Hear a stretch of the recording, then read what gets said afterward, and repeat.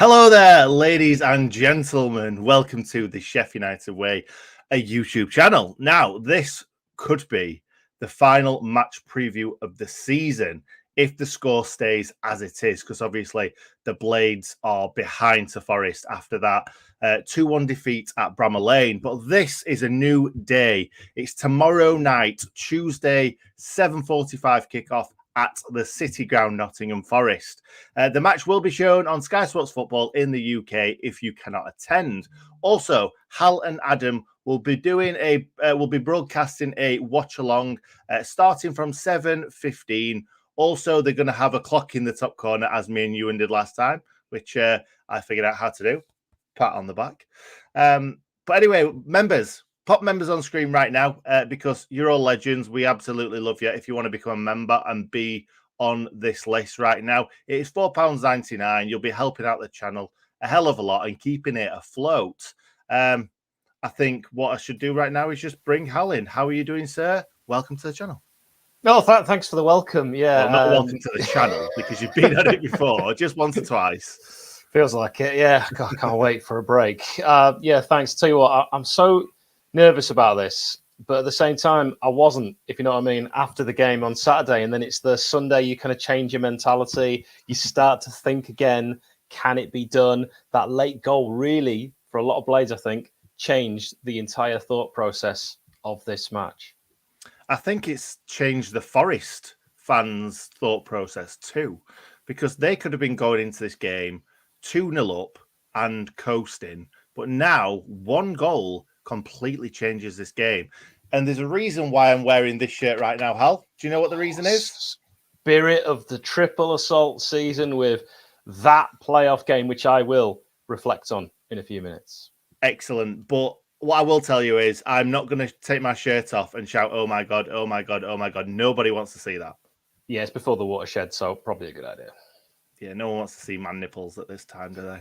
Do you know what? As soon as I thought that in my head, I'm like, I've got to say this because I know Hal will chuckle when I say man nipples. I wish you hadn't said it. By the way, you might notice on the ticker below, I've written Forest with a lowercase e. That's because, as you might have seen if you follow me on Twitter, that's actually something I've shared today. They really do have that on their stand.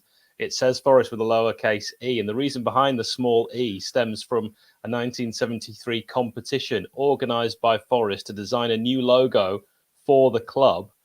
And a winning submission was chosen as the club's new badge, so its own brand would be distinguishable from the city itself. David Lewis, a designer and lecturer at then Trent Polytechnic, Nottingham Trent University, submitted the winning entry with the lowercase e. And apparently it helps give a personal identity to the name and becomes something more unique than just a word. I think it looks terrible. A lot of people keep going on about the stand having a lowercase e. It's the whole badge. It's on every the badge shirt as well. You're yeah, right, it's not just the stand. It's on every badge. So yeah, it's not the best. And as soon as you put that up, I was like, ew. It is a bit ew. Lowercase e, ew. Yeah. As a marketing professional myself, that is horrendous, and I hate it on lots of different levels. And is that the reason why we need to beat them? It's one of, if not the main reason. It's certainly up there in the top one. The most important. Yeah, exactly. Let's move on. Let's talk about the game that we don't want to talk about. It finished Sheffield United 1, Nottingham Forest 2. Yeah, it's a tough one. And really, to be honest, I went into this game completely underestimating Forest. Maybe that's because, I've not seen them too much this season. And maybe it's because I was really, really drunk when we played them at home and I didn't really remember a lot of the game. Because a lot of people said that they were the best club to come to Sheffield United this season, best team. And we didn't even lose to them, did we? They had to score in the very last minute to get anything from us. But in this game, they certainly didn't. They scored 10 minutes into it. They were fast. They were direct. They caught us on the break time and time again. But it wasn't just that. They also bullied us from start to finish, which I've got no issues with, really, because let's be honest, like, I'd rather be the bulliers than the bullies, if you like. We were second best in most departments. We gave away 2 very sloppy goals. And even though we had a lot of the ball, we didn't really open them up at all in the game. Even the goal was just a big mistake from the goalkeeper. I don't know what he was doing. It didn't even kind of go down. You'd expect a goalkeeper, if they're going to kind of come out and not get to the ball, you'd expect them to at least throw themselves on the floor, because you know what happens with goalkeepers when they do that. Quite often they get a free kick, but he was nowhere near the ball, Samba. And it was Sander Berge that got his head on the ball. Who'd have thunk it? So that's a bit of a glimmer of hope going into this game. And I'm not sure about you, Hal, but if we were going to the game 2 goals down, I probably would have said game's over. But it's all to play for.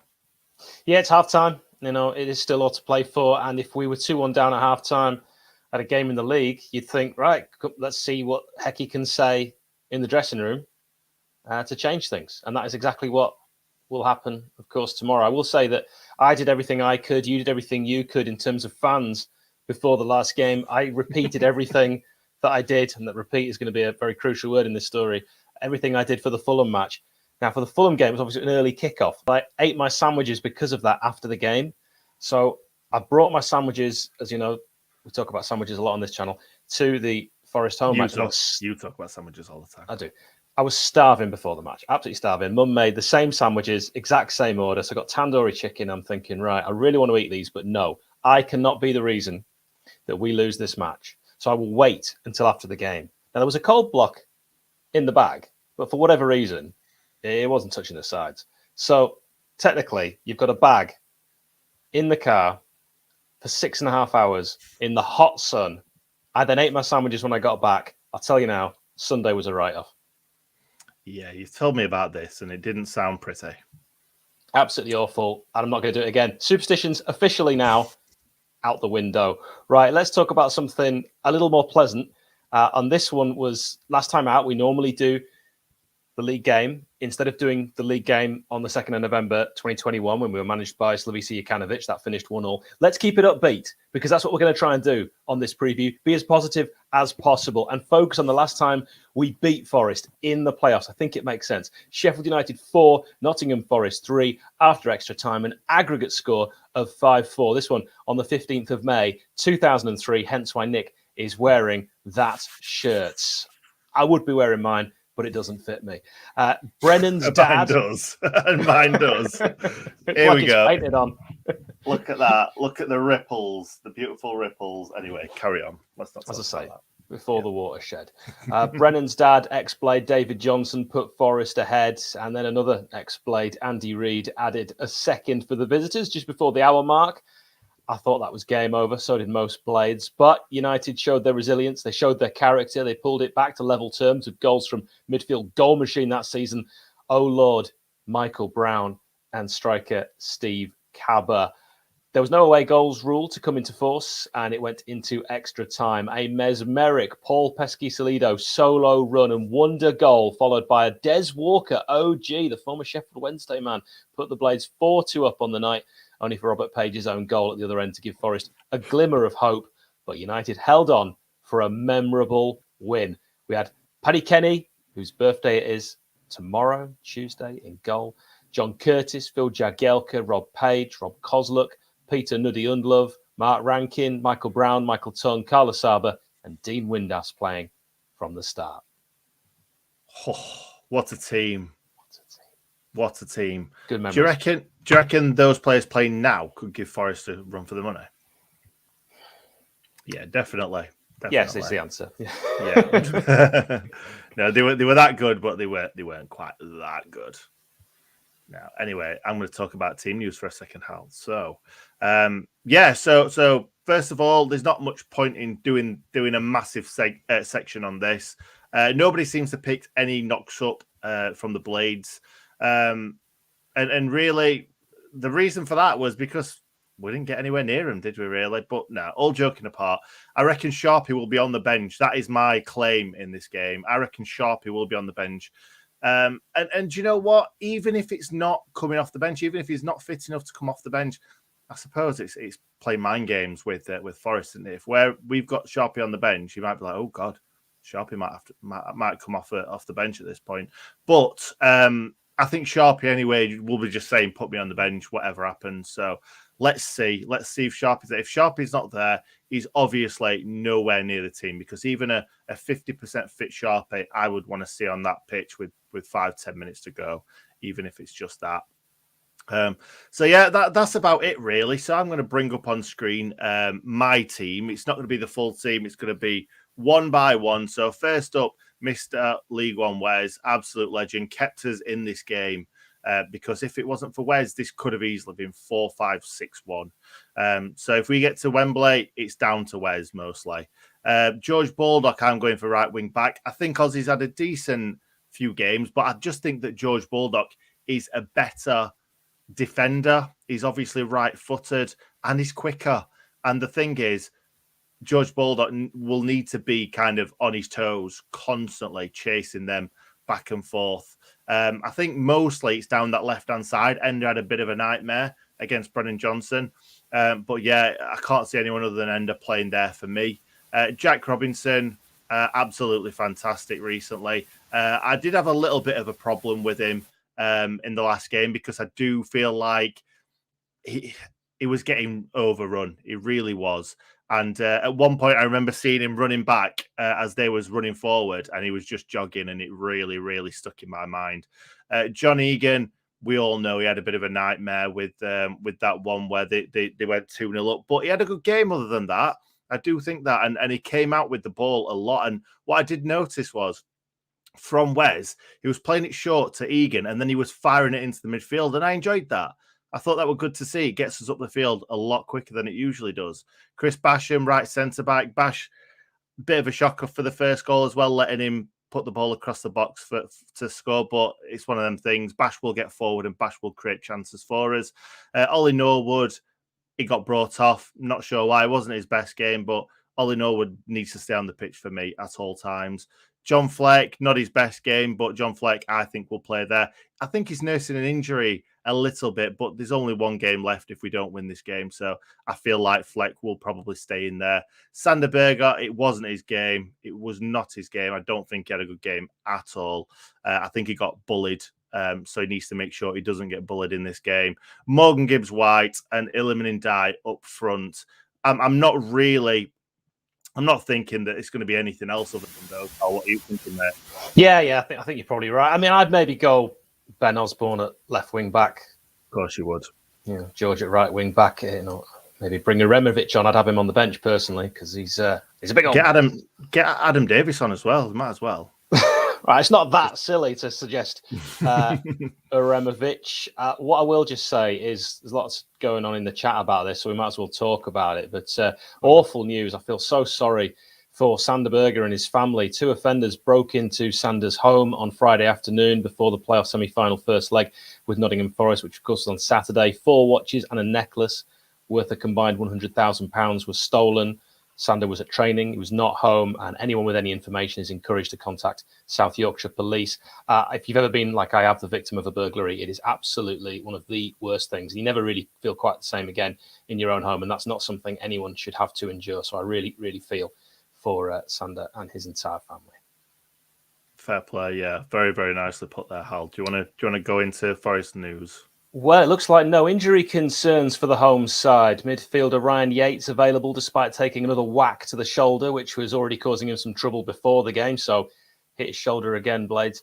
Despite saying he was out for Saturday, the big call facing Steve Cooper for the clash at the City Ground is whether striker Keenan Davis is actually fit to start. And if he is, does he go into the starting 11? Is he brought on as a sub like he was on Saturday? Made his comeback from the bench, having been sidelined for about a month with a hamstring injury. Steve Cooper said, "It's great to have him back and good for him to get some minutes. He did some good things, as he does. Let's see what he looks like for Tuesday." Winger Joe Lolly may feel he's put a case forward for inclusion, but they could well be unchanged for this match. And if that's the case, it'll be Samba in goal, Worrell the captain, Cook, McKenna, and Jed Spence, very dangerous player. Yates with his shoulder, go for it. Garner, Colback, who's replaced Lowe, who's injured and, of course, couldn't play anyway. Zinkernagel, who I thought was very tricky. Brennan Johnson and Sam Surridge. The referee is Michael Oliver, 37, from Northumberland. There you go, Nick. You can sigh now.